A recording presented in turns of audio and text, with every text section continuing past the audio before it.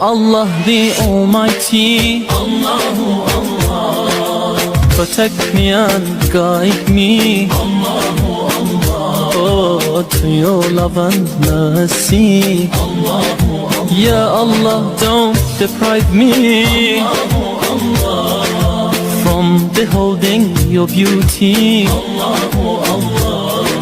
Oh my Lord, accept this plea,